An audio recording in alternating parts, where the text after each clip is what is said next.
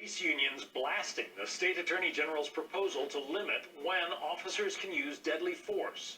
AG Letitia James argues her measure would preserve lives, but the unions suggest it could put officers in harm's way.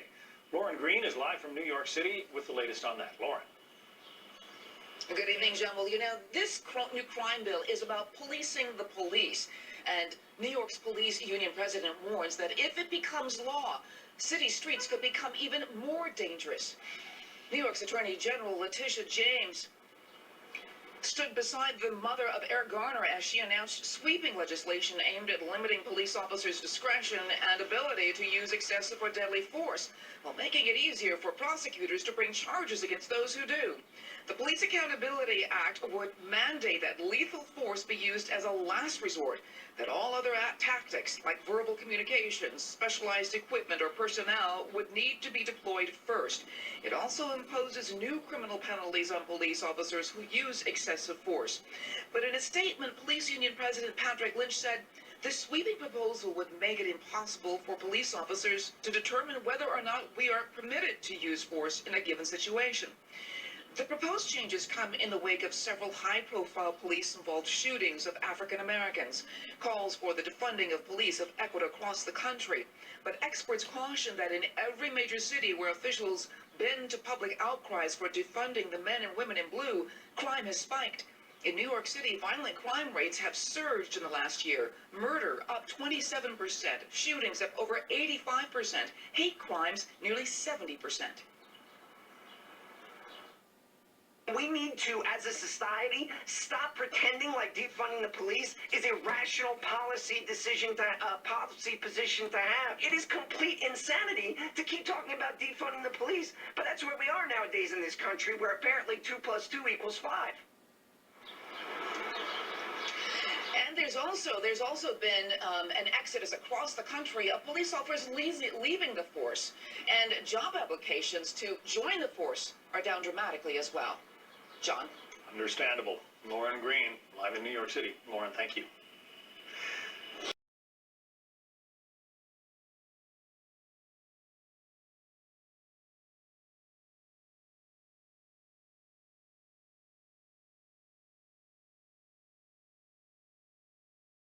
Portland's defunding its police department may have backfired.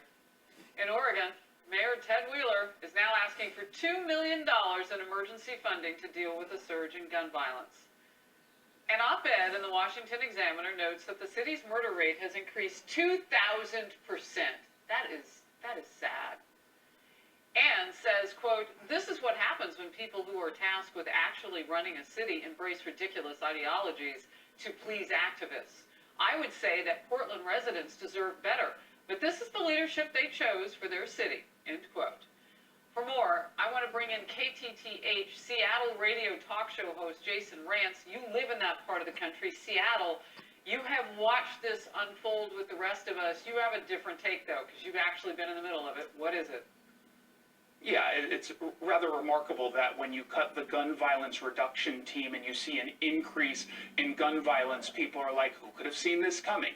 Literally anyone with 2 functioning brain cells. And unfortunately, what's going on here is you have a city and a region being held hostage by radicals within the BLM movement and Antifa members. And they're doing this, they're defunding the police because they claim that they believe that Black Lives Matter. Unfortunately, however, the shooting victims, when you look last year at those stats, half of them were black people. So you're actually hurting the very community that you claim that you want to support and defend. So, Jason, just real quickly, because I know we saw this in Seattle. Didn't your police chief, like, she was a really, really strong woman police chief, admired by so many people all across the country. She said, I can't stay and do the same job for less money. Yeah, Black Lives Matter, again, in the Pacific Northwest means not really Black Lives Mattering, but adhering to a rigid and extremely radical ideological view. You have the first, not only a woman, but a black woman in a profession that has been dominated by white men. And to BLM, that meant running her out of town, not just paying her less, but treating her with absolute disrespect. Real quickly, before I let you go, what do you think happens in all of this? I mean, so you took away the money and now you want the money back. Does it work like that for the mayor? Yeah, it doesn't quite work like that. And right now, you haven't really seen anyone within Portland City leadership stepping up and saying they even back this idea. Think about how it seems to be controversial to say, we made a mistake, we need to correct this, and no one wants to say anything. It's because they're being held hostage by Antifa. Jason Rantz, appreciate your time. Thank you.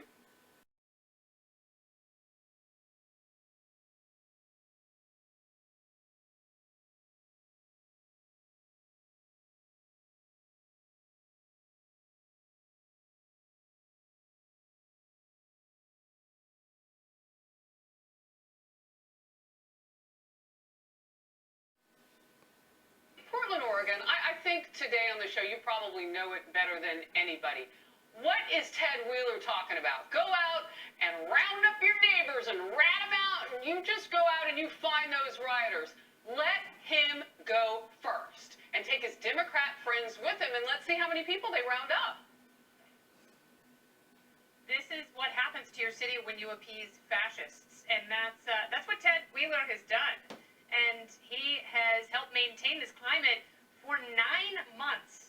So if you got pregnant at the beginning of the Portland riots, you would have a baby now. That's a pretty incredible thought, and it's only getting worse and worse. Why would you want to be a cop in a place like that when, you know, the people who are assaulting you, they're not charged? You know, and if you are able to arrest them, they are free to go within a few hours, and the DA is not going to prosecute people who assault other people, who commit arson. This is not freedom. This is the opposite of freedom, and Ted Wheeler now realizes that people are free to choose to visit other cities and start businesses in other places and go to other states that have not devolved into this dumpster fire. Kaylee, you and I have talked about, and I know the former president and I have talked about it, President Trump, about the realities for police in the last year and what they have faced. You told us, I believe it was last week, what you saw up close and personal that they were experiencing. Yeah, that's right. And you had people like Ted Wheeler, when federal officers went into his city, he called them paramilitary forces and said he stood with the protesters. Well, now here we are 10 months later. He totally demonized our officers, our federal forces who were just there to help. And let me tell you a little bit about what they were enduring during my time in the White House. When the federal officers went in, these protesters tried to burn down a building that they were in. They had commercial-grade fireworks launched at them. Some of them suffered temporary blindness from lasers. One had a nail impaled through his hand. And you have the sitting mayor saying these are paramilitary forces, and he stands with the protesters. My gosh. And I remember going on with you, Harris, on Outnumbered Overtime in July. And I said, look, there are two models. There's the cooperative model, where a mayor, or governor rather, like in Wisconsin after Kenosha, invited federal officers in, supported them, and got control of that city and his state. And then you have the non-cooperative model with Ted Wheeler, who now, 10 months later, as Kennedy said, you can have a baby by now, has allowed this to go on in his city and enabled it as officers put their lives on the line to try to maintain the peace. So true. I feel like we need to hear more from that mayor, because he really did, for a while there, insist on speaking. Remember that day that the scrum of people around him were just trying to get him off the stage? They didn't want to hear from him anymore. Here he is defunding police back in June, talking about that. Ted Wheeler. We decided to reinvest $1 million from the police budget back into a community-driven process to support Black children here in Portland. We're taking resources from the police bureau and supporting the education and nurturing of Black children in our community. But we've also looked at fundamentally reshifting our first responder program. You can describe it as a tipping point. However you want to describe it, what clearly is called for is transformative change.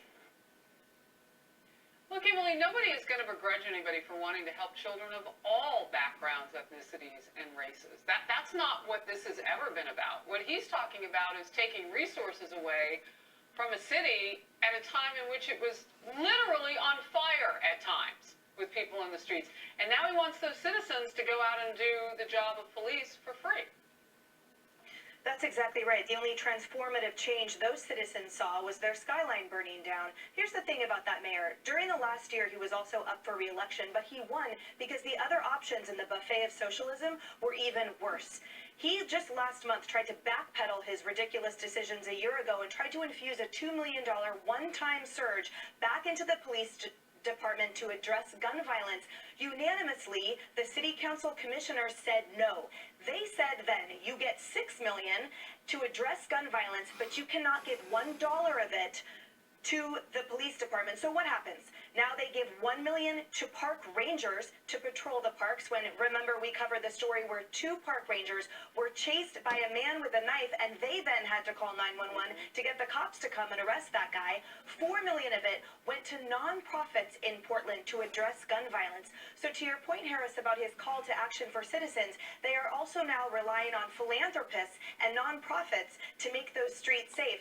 And then the final surge, get this is the kicker, is to reallocate 14 officers to create a gun violence intervention team, because remember, they eradicated the gun violence reduction team last summer. And here's the final point. You know the last building that those Antifa destroyers burned to the ground? The Boys and Girls Club.